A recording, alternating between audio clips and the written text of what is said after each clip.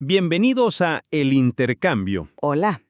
Hoy nos sumergimos en el análisis de las dislalias, estas alteraciones tan comunes, ¿no? En la articulación de ciertos sonidos del habla, sobre todo en la infancia. Sí, exacto. Y bueno, nuestra discusión va a tomar como punto de partida un material, un texto especializado, que aborde en detalle la evaluación y también las estrategias de corrección para estas dificultades. Sí. Dicho material, fíjate, describe dos enfoques terapéuticos principales. Por un lado está el tratamiento que llaman directo, que se centra específicamente en la enseñanza y corrección del fonema que está alterado, ya sea la R, la S, bueno, cualquier otro.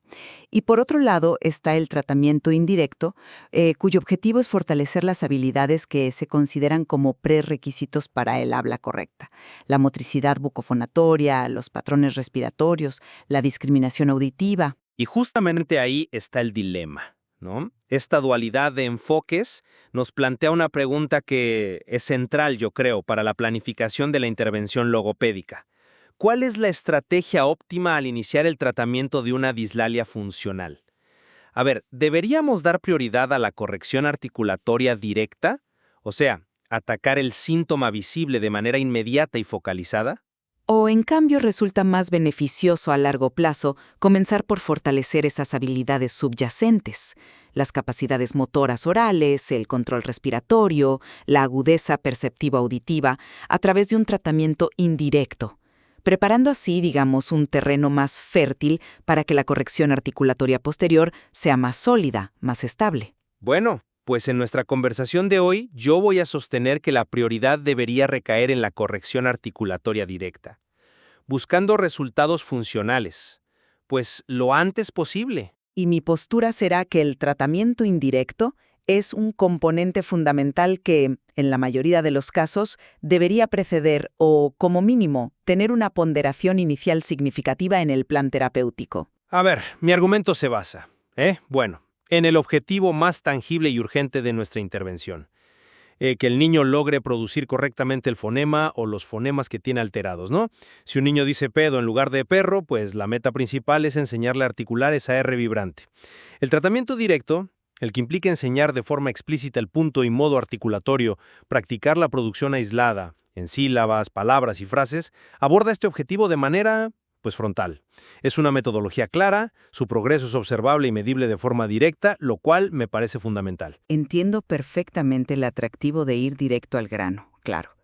Sobre todo cuando la demanda de la familia se centra justo en ese sonido específico. Exacto.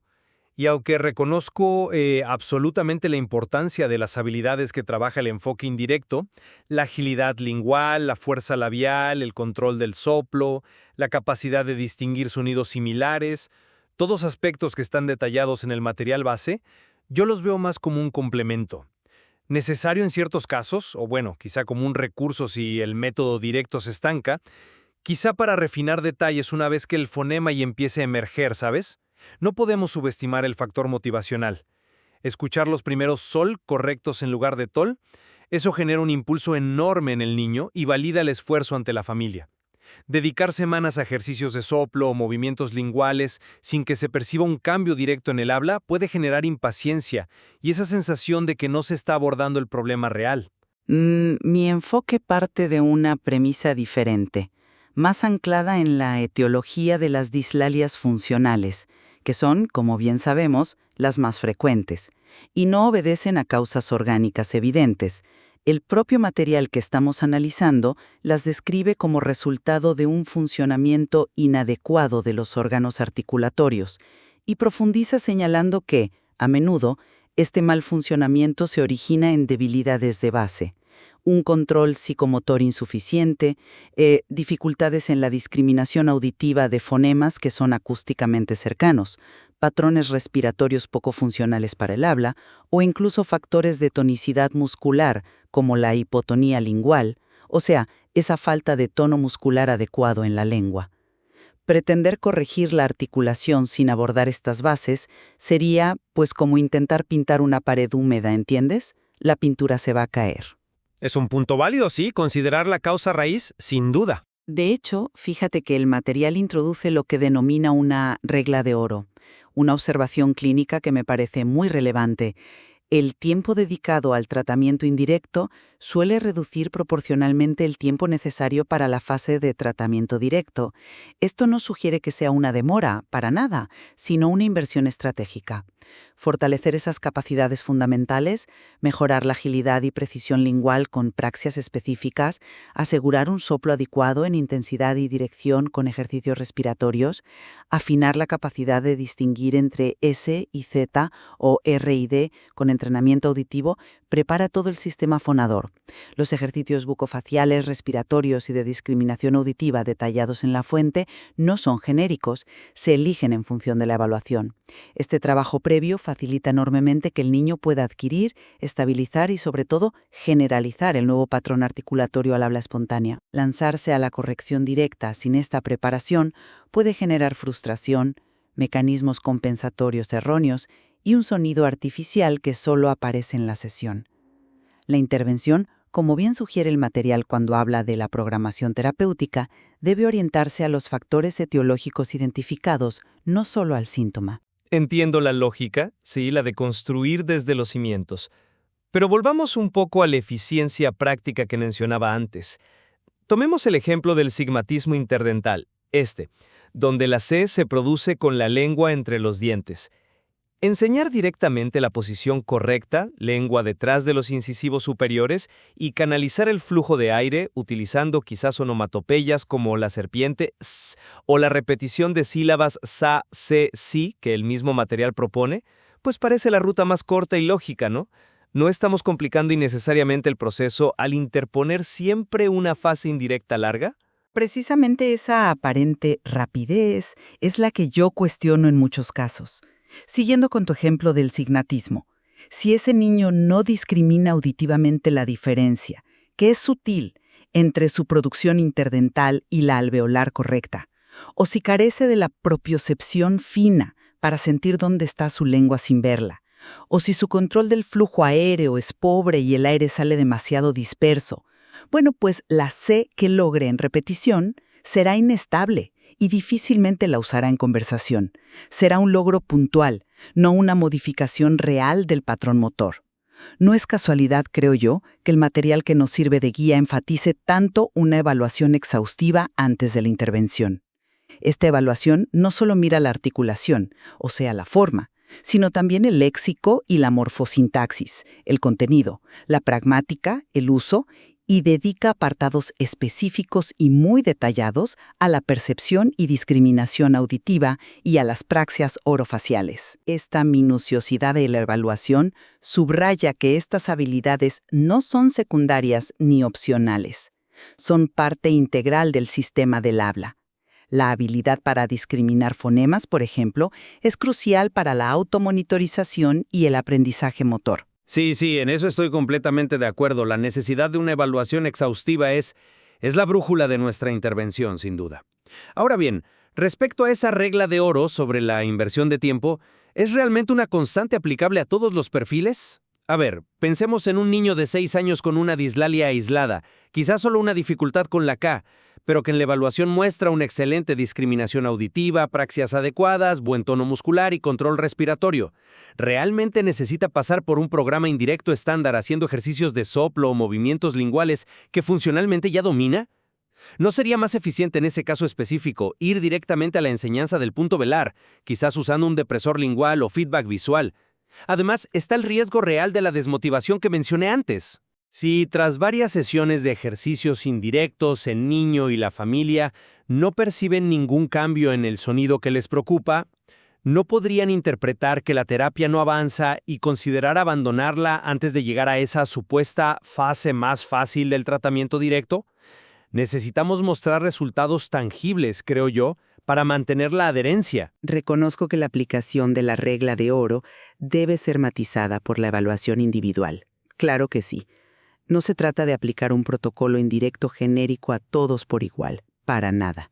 Si la evaluación indica que las habilidades subyacentes son sólidas para el fonema objetivo, por supuesto que el enfoque puede ser más directo. Sin embargo, la experiencia clínica y lo que sugiere el material es que frecuentemente, incluso en dislalias que parecen aisladas, existen déficits subyacentes sutiles que justifican una intervención indirecta selectiva. Los ejercicios mencionados, inflar mejillas para mejorar el sello velofaringio necesario para la presión intraoral, realizar movimientos linguales rápidos y precisos para preparar la agilidad que requieren las vibrantes o laterales, soplar una vela a distintas distancias para modular el flujo aéreo que es esencial en fricativas, identificar sonidos ocultos para afinar la discriminación auditiva, no son actividades lúdicas sin propósito. Cada uno tiene una meta funcional específica ligada a los requisitos de la producción del habla. Si la evaluación detecta, por ejemplo, una ligera hipotonía lingual que dificulta mantener la tensión necesaria para la R, o un patrón de respiración clavicular que limite el soporte aéreo para frases largas, entonces los ejercicios indirectos específicos que aborden eso no son un rodeo, son parte esencial del tratamiento etiológico. En cuanto a la motivación, bueno, es un equilibrio delicado, sí. Pero te aseguro que la frustración de intentar producir repetidamente un sonido para el cual el sistema motor o perceptivo no está preparado puede ser igualmente o más desmotivadora que un progreso indirecto bien explicado y contextualizado. Un avance más lento pero firme y sobre bases seguras suele ser más sostenible a largo plazo. Entiendo tu punto sobre la selección precisa del tratamiento indirecto basada en la evaluación etiológica. No abogo por ignorar las causas para nada. Mi planteamiento es si la propia práctica articulatoria directa, guiada expertamente, claro, no podría servir también como un entrenamiento funcional para algunas de esas habilidades. A ver, al intentar producir una S correctamente y recibir feedback auditivo, así suena bien, así suena como una T, el niño está, de hecho, ejercitando su discriminación auditiva en el contexto más relevante posible, ¿no? Al sentir la posición correcta de la lengua, está refinando su propiocepción oral.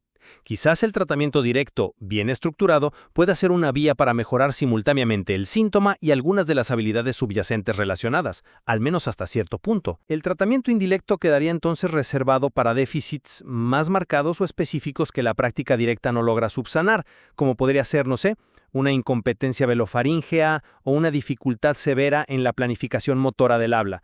No lo veo como un prerequisito sistemático siempre, sino como una herramienta específica para necesidades específicas. ¿Cuándo consideramos que una habilidad de base está suficientemente desarrollada para pasar a lo directo? Esa línea a veces es difusa. Es una perspectiva interesante, ¿sí? Plantear el potencial terapéutico intrínseco de la práctica directa bien guiada. Y es cierto que genera feedback. Sin embargo, la calidad de ese feedback y la capacidad del niño para procesarlo y utilizarlo dependen crucialmente de la integridad de esas habilidades de base. Si la percepción auditiva es pobre, el feedback auditivo externo-interno no será efectivo.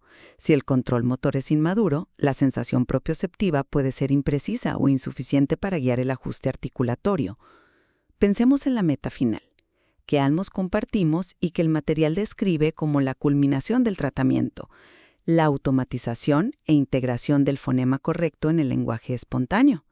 Queremos que el niño use la S, la R o la L correctamente sin tener que pensar en ello, en medio de una conversación fluida. Mi argumento central es que esta transición, esta generalización desde la repetición consciente hasta el uso automático es significativamente más fluida, natural y estable cuando las habilidades subyacentes, una respiración coordinada, una musculatura orofacial tónica y ágil, una percepción auditiva fina, son sólidas.